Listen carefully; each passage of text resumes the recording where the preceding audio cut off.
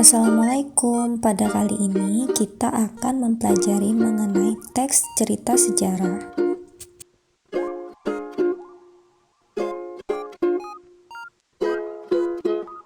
Apa itu teks cerita sejarah?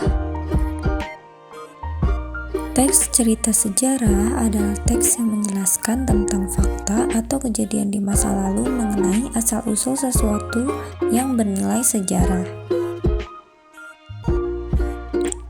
Dalam teks cerita sejarah, terdapat struktur yang membangun teks cerita sejarah itu sendiri.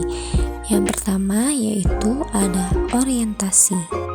Nah, pada bagian orientasi ini merupakan bagian awal yang berisi gambaran mengenai sebuah peristiwa. Yang kedua yaitu peristiwa. Pada bagian ini berisi peristiwa itu sendiri, di mana pada bagian ini biasanya dijelaskan secara rinci proses terjadinya peristiwa tersebut. Pada bagian terakhir yaitu terdapat reorientasi. Bagian ini merupakan bagian penutup yang berisi mengenai pandangan penulis terkait kejadian peristiwa tersebut. Berikut contoh sejarah yang sangat bermakna bagi bangsa Indonesia, yaitu peristiwa proklamasi pada tanggal 17 Agustus tahun 1945.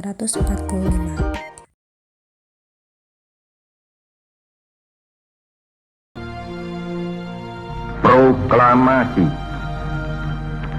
Kami, bangsa Indonesia, dengan ini menyatakan kemerdekaan Indonesia. Hal-hal yang mengenai pemindahan kekuasaan dan lain-lain diselenggarakan dengan cara saksama dan dalam tempo yang sesingkat-singkatnya.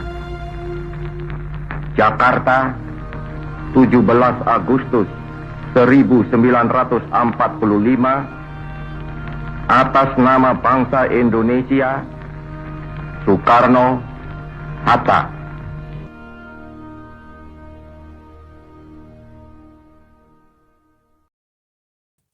Nah, sekarang sudah paham kan mengenai teks cerita sejarah?